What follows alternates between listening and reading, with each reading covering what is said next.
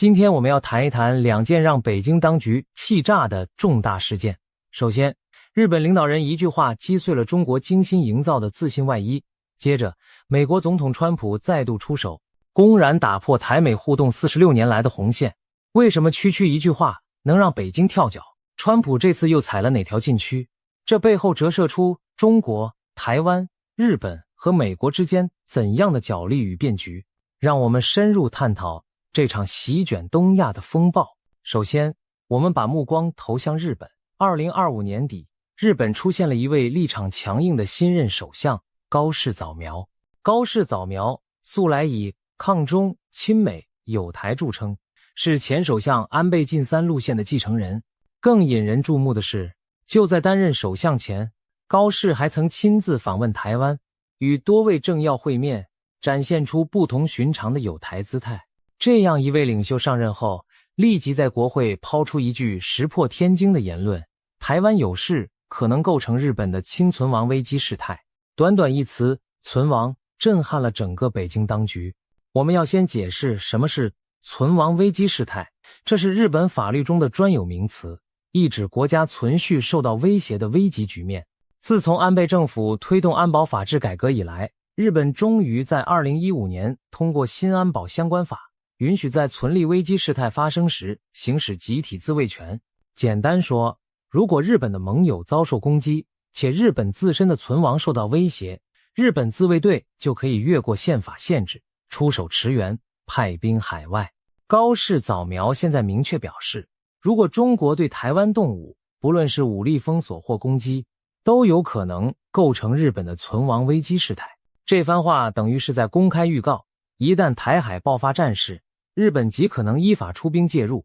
协助防卫台湾。要知道，过去日本领导人在台海问题上大多谨慎模糊，以免过度刺激北京。虽然前首相安倍也曾直言，台湾有事就是日本有事，也就是日美同盟有事，但那是在他卸任后发表的意见。然而这一次不同了，现任日本首相在国会正式答询时，把话挑明到了前所未有的程度。高市早苗等于告诉全世界，如果台湾遭到入侵，日本不会袖手旁观。北京长期以来对日本抱持戒心，生怕东京在关键时刻插手台海。如今听到这样明确的表态，可谓触动了最敏感的神经。中国官方辛辛苦苦穿戴的大国自信外衣，竟被高市早苗脱口而出的这一词狠狠撕开了一道裂缝。北京方面的反应几乎把高市的发言当作宣战宣言来对待。中国官媒群起攻之，怒斥高市早苗鼓吹军国主义，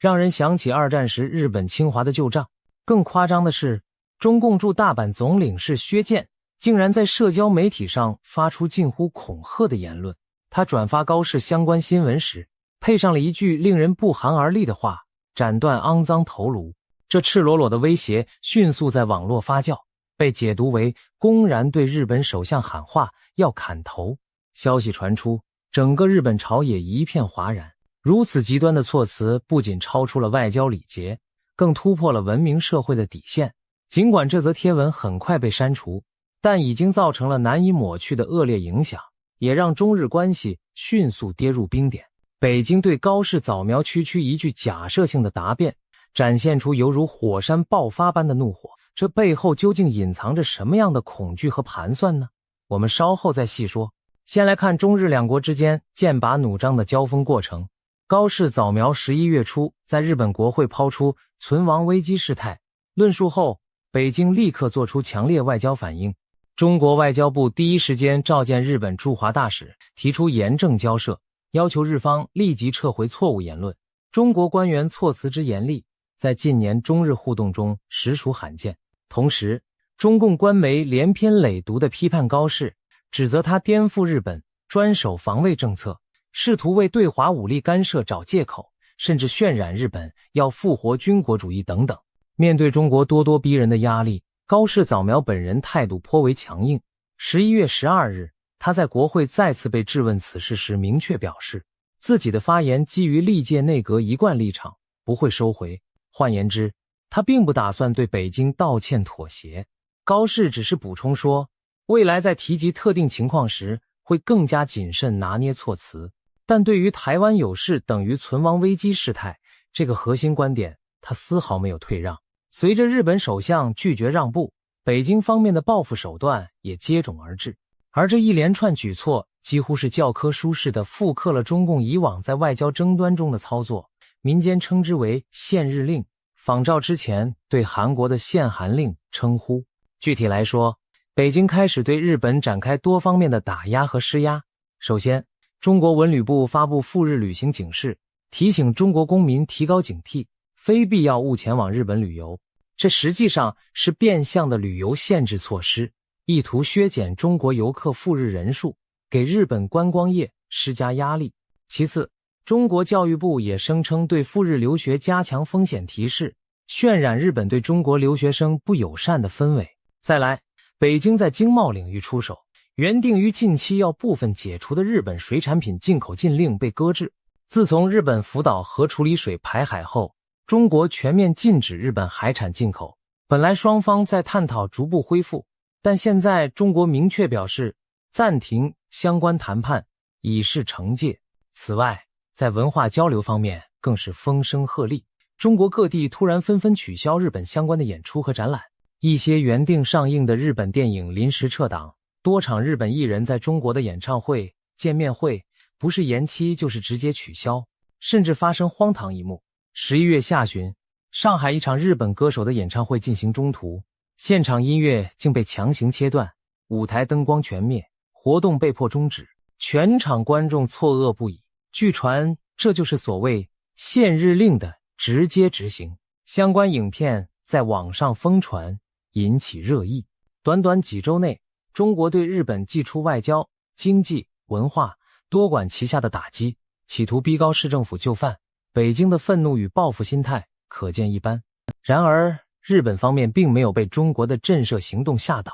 反而态度愈发强硬和团结。首先，日本政府对中方外交恫吓提出严厉抗议，特别是对大阪总领事薛健的斩首言论。日本外相在记者会上措辞严肃地表示，不可容忍，要求中方严肃处理相关人员。尽管中方没有公开道歉，但日方的强硬表态展现出不卑不亢的姿态。同时，日本执政联盟内部和舆论大体上支持高市的立场，甚至连向来对政府说话吹毛求疵的在野党，也只是批评高市不该说那么明白，但没有人主张他道歉撤回。日本民众经过这番风波，对中共的好感度进一步下降。许多人认为中国的过激反应反证了高市所言非虚，北京自己心虚，才会对台湾有事等于日本有事。这种再自然不过的事实如临大敌，还有美国方面的声援，也让日本更有底气。美国驻日大使在社交媒体发文嘲讽中国外交官薛健，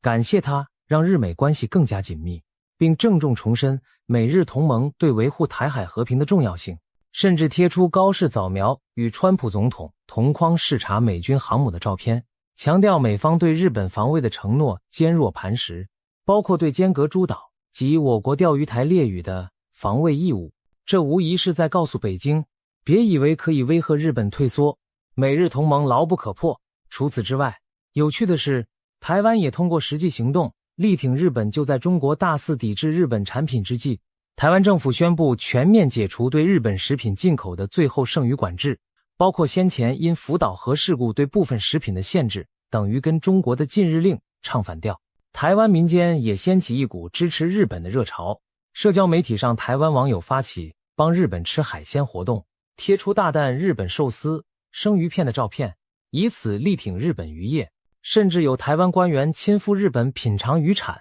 高调宣示来自台湾的问候，讽刺意味十足。由此看来，北京想用经济和舆论手段孤立日本，效果适得其反，反倒促进了日、美、台彼此之间的默契与合作。这难怪有人调侃，习近平这回真是搬起石头砸自己的脚，不但没能教训日本，反而让自己的对手们走得更近。那么，北京为何如此恼羞成怒？高市早苗这短短一个词，究竟戳中了中共当局内心哪根最痛的神经呢？答案其实很明显，戳破的正是习近平多年以来关于台湾问题的一场战略幻象。长久以来，北京对台策略都建立在一个自信满满的假设上，他们坚信时间和压力站在中国这边，也就是说，中共判定只要不断对台湾施加经济利诱和外交孤立，同时施以军事恐吓，在不引爆战争的前提下，慢慢蚕食台湾的抵抗意志，终有一天，台湾人会绝望妥协，自愿接受统一。为此，北京这些年采取了所谓灰色地带战术，步步进逼，在外交上不断挖走台湾仅存的邦交国，企图孤立台北；在经济上，时而以市场诱惑台湾企业，时而以贸易制裁惩罚台湾执政者；在军事上，更是出动战机军舰，日常在台湾周边演训骚扰，用实力展示来震慑台湾民心。同时，北京还通过网络攻击、假信息渗透，试图分化台湾内部。在这整套组合拳中，中共小心翼翼地控制力度，避免直接踩到美日的红线，意在让台湾在温水煮青蛙中自己投降。这个战略盘算下，北京有个核心信念：美国和日本不会为了台湾拼命。中共认为，美日或许口头声援台湾，但真到危急时刻，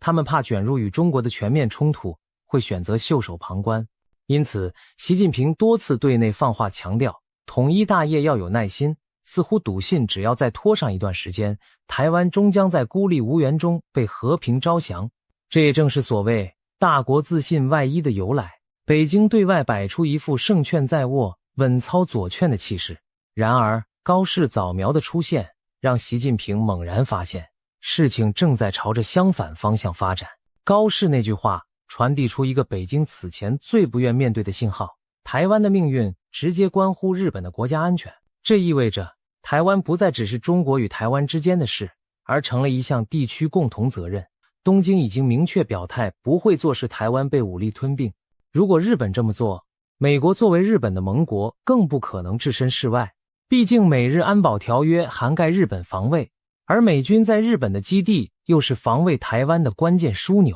一环扣一环，台湾有事势必引发美日联手反制。如此一来，中共原先精心谋划的孤立台湾战略逻辑彻底破产。高市早苗可以说一语惊醒北京，再继续大动作施压台湾，只会引火烧身，把美日都逼到对立面上一起反抗中国。对此可能性，北京当局岂能不心惊？这才是其恼怒背后真正的恐惧。正如有观察家所言，高市这番直白言论无异于揭穿皇帝的新衣，戳穿了北京多年以来对台湾问题自我安慰式的幻想。北京忽然意识到，再这么拖下去，台湾不仅没有更孤立，反而美日台之间的安全联系愈发紧密，国际上反感中国、胁迫台湾的声音也更强硬。这对声称耐心等待统一良机的习近平而言，无疑是当头棒喝。也难怪北京现在开始担心，时间不在我方这边了。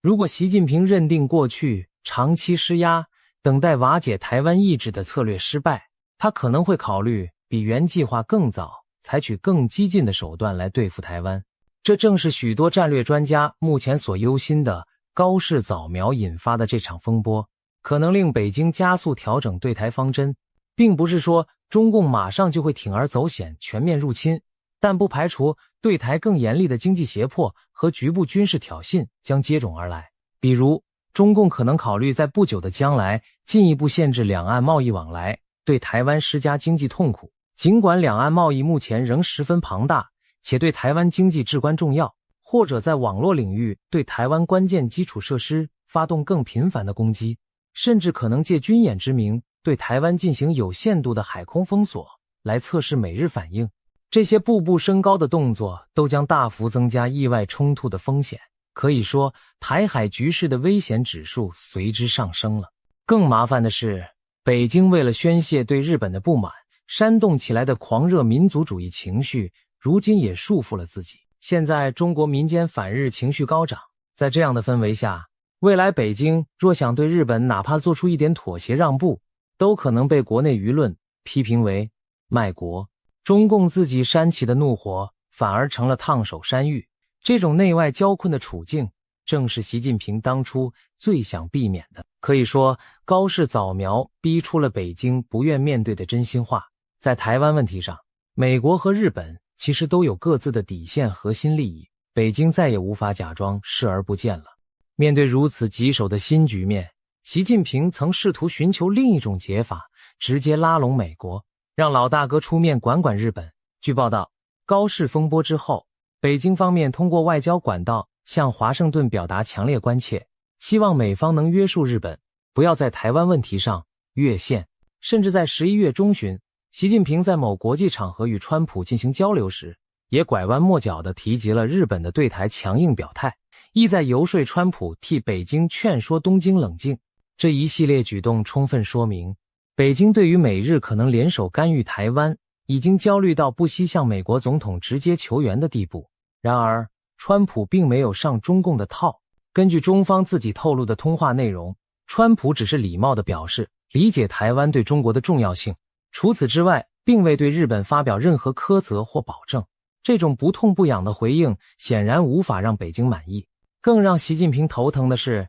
川普随后的实际行动完全背离了北京的期待。川普不仅没有为讨好中国而向日本施压，反而在近期批准了对台湾追加约10亿美元的军售。这笔庞大军售意味着美方将提供台湾更多先进防卫武器，加强台湾自我防卫能力。川普的这一系列举措顿时击碎了北京原本想通过经贸谈判来换取美方在台湾问题上让步的如意算盘。于是我们看到，如今习近平同时面临他最不愿看到的两个对手，一边是毫不退让，在台湾问题上寸步不让的美国总统川普，另一边是敢于直言台湾有事就是日本存亡危机的日本领导人高市早苗。这正是北京多年以来极力想要避免却最终还是出现的局面。一时间，中南海高墙内恐怕也在重新评估对台策略，要么就是更强硬的加码施压，要么就是寻求某种降温途径。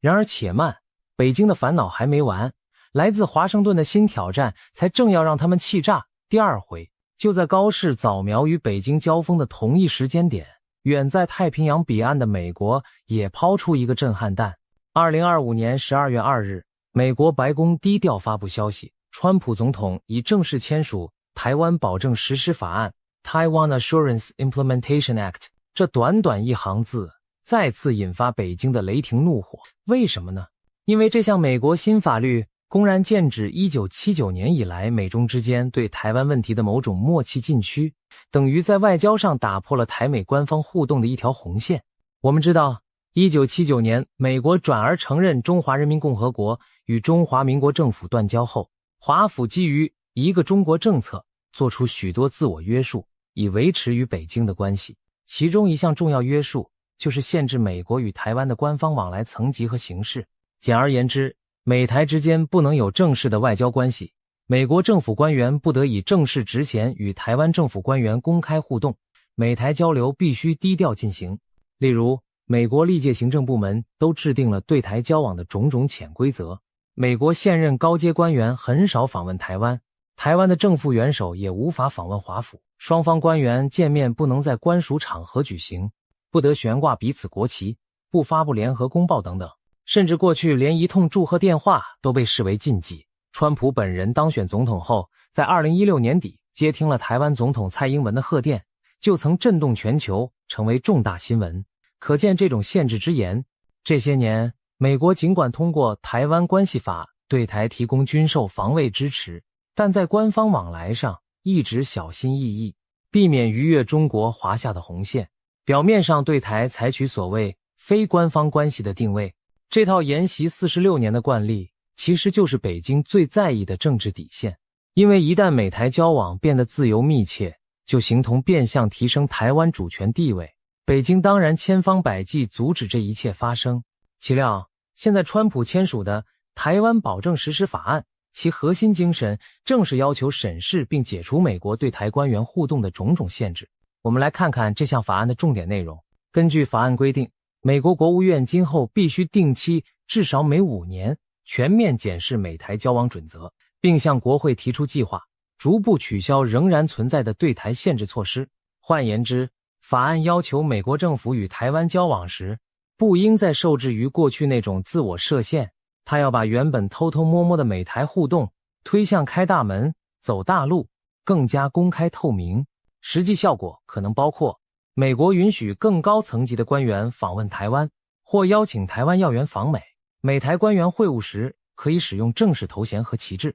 美国军政高层与台湾方面的交流将更加正常化，甚至美台之间可能建立更直接顺畅的沟通管道。可以说，这项法律打开了一扇过去紧锁的大门，意味着美台关系将更上一层楼。值得注意的是，其实早在2018年，美国国会就通过台湾旅行法，鼓励美台各级官员互访。2020年又通过了台北法案，支持台湾拓展国际空间。同年还有一项台湾保证法，要求检讨一次对台交往准则，但那时的措施还比较温和，停留于政策建议层面。而此次2025年的台湾保证实施法案显然来得更直接，更有约束力。它把之前的一次性检视变成了机制化的定期审查，确保任何残留的过时限制都将被清理。这反映出美国朝野对强化台美关系的决心已经上升到立法共识。在这项法案背后，美国国会两党空前一致，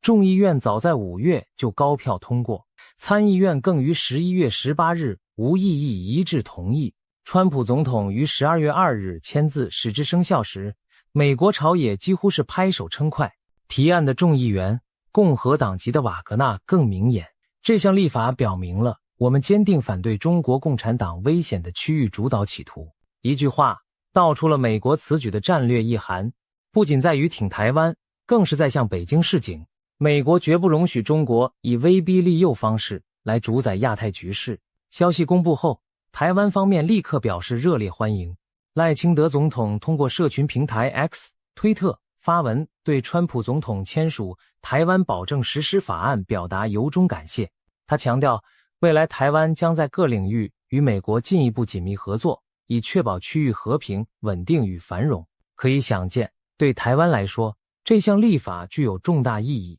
它不仅象征美台关系的又一次提升，也给予了台湾在外交上更大的尊严和支持。多年来，台湾官员因美方顾忌北京而处处受限，比如总统过境美国时不能公开演讲，驻美代表处名称不得出现台湾字样，以前叫北美事务协调委员会，近年来才正名为台湾驻美代表处等等。如今有了美国国会的强力背书，这些遮遮掩掩的做法都有望进一步改善。对台湾民众而言，这无疑大增信心。美国真的把台湾当自己伙伴，在制度上保证不再冷落台湾，可以说这是台美关系史上一个重要里程碑。然而，正当台北欣喜鼓舞之时，另一边厢的北京则几乎是暴跳如雷，群起挞伐。中国国台办发言人第一时间严厉谴责美方粗暴干涉中国内政，宣称美国此举严重违反一个中国原则和中美3个联合公报精神。北京方面重申，世界上只有一个中国，台湾是中国的一部分，美国政府对台官方往来一律应该停止。随后，中国外交部发言人也出面敦促美国切实遵守一中原则，不要向台独分裂势力发出任何错误信号。这些措辞都是标准的中方外交语言，但透露出的信息极为强硬。北京认定美方此举是在掏空一中政策，挑战中美关系的政治基础。如果美国执意而行，中国势必要采取措施反制。那么中国能怎么反制呢？大致无非几种。对美国可能会祭出制裁，比如把参与对台军售和此法案的美国政客、官员列入制裁清单。中方近期常这样做，但多象征意义，实际影响有限，也可能在外交场合大肆抨击美国失信，甚至降低与美方某些沟通级别，以示抗议。对台湾方面，中共可能加大军事压力，在台海或南海举行更多高强度军演，用实际行动警告美台不要走太近，亦或是在台湾明年选举和国际空间上从中作梗，进一步打压台湾。当然，这些招数北京过去都用过，但目前看来，除了发泄不满，难以逆转美国新政策的推行。美国既然立法通过，就势必要执行，不太可能因北京抗议而悬崖勒马。这点中南海心里也清楚，因此北京真正担心的其实是美台关系质变的长期冲击。用中国官媒自己的话说，川普签署的新法案是在突破中美建交以来对台交往的禁区。回顾历史，自从卡特政府与台北断交后，美台官方互动被迫降格，双方仿佛隔着一道无形高墙遥遥相望。而如今，川普一纸签名，等于在这堵墙上凿开一道门。虽然美台仍未建交，但双边官方交流的频度和深度将大为提升，台湾在国际上的准官方地位也跟着水涨船高。这对宣称台湾只是中国一个省份，反对任何两个中国、一中一台现象的北京而言，无疑是一种难以接受的挑战。北京担心长此以往会动摇一中框架，国际社会可能越来越把台湾视为事实上的独立政治实体，这才是中国口中所谓红线被踩的真正含义。可以预料，北京日后将更频繁以红线相警告，甚至可能设定新的红线，例如禁止台湾领导人访问华盛顿等。但在美国国内挺台声浪高涨的当下，这些恫吓能否奏效，要打上一个大问号。美中之间围绕台湾问题的博弈恐怕会因此进入新阶段。值得一提的是，这次川普签署台湾保证实施法案，也标志着美国对台政策的某种延续和升级。回想川普上任第一任期时，就以突破常规的方式跟台湾互动，他接了蔡英文的电话，成为40多年来首位直接和台湾总统通话的美国领导人。当时震动了北京和世界，也预示了华府对台政策正在走出旧框架。虽然川普政府后来在与北京贸易谈判时一度收敛，但国会持续推动友台法案。到了拜登政府时期，美台高层互动也在默默提升，如多位内阁次卿访台，台湾驻美代表以外交使节身份出席美国就职典礼等。可以说，美台官方来往限制近年来已经松动不少。但无论如何，2025年这项新法还是跨出了历史性的一大步，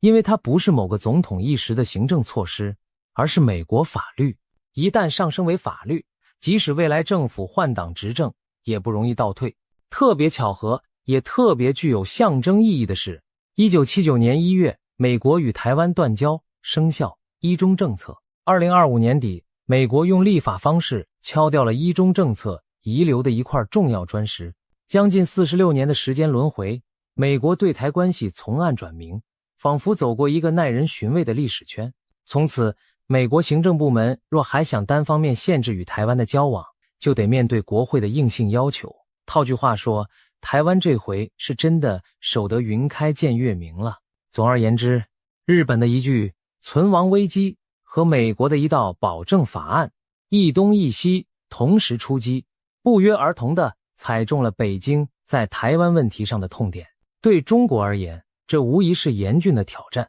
习近平一直试图营造的必然统一大势正被美日两强携手打破。美日的最新动作也许并非刻意配合，但效果上形成了夹击之势。未来的台海局势将更加扑朔迷离，也更加危险。一方面，美日明确表态与行动可能对北京起到一定下阻作用，让中共领导层明白武统台湾绝非易事，稍有轻举妄动，迎接他的将是世界头号强权和亚洲头号强权的同步反击。在这种震慑下，北京或许会三思而后行，暂时收敛锋芒，寻求避免直接冲突的途径。事实上，目前的美国政府，川普虽然强硬，但其幕僚和五角大厦也深知战争风险，仍希望以实力来维持和平，而非挑起战端。如果北京看懂这点，或许会选择战略忍耐，不在短期内铤而走险。但另一方面，我们也不能忽视升高对抗可能带来的连锁反应。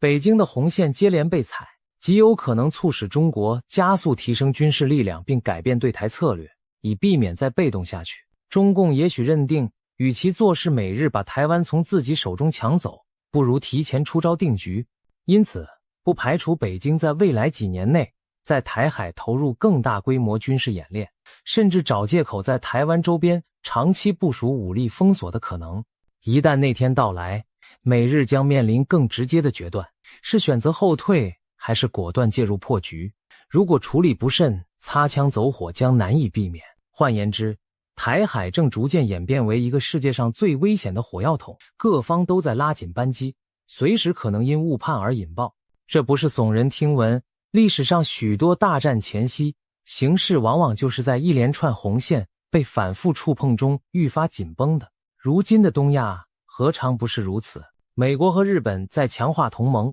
挺台抗中的同时，也需谨慎拿捏分寸，避免把对手逼到完全绝望失控。相对的，北京若仍有理性，也应该认清现实，台湾问题早已不再只是中国内政，美日等国的利益早已深深系于其中。寄望以武吓和经济孤立让台湾屈服，只会产生更强烈的反作用，迫使更多国家站出来对抗中国的扩张野心。这从高市早苗事件和川普签署新法可见一斑。未来北京若真不希望兵戎相见，也许只能寻求新思路，例如恢复两岸对话，给予台湾更多尊严空间等，来缓和紧张。但以目前习政权的强硬路线看，短期内恐怕不会轻易转弯。最后，我们不妨这样总结：日本的一词震穿了中国伪装的自信，美国的一笔签名打乱了北京设下的红线。习近平多年苦心营造的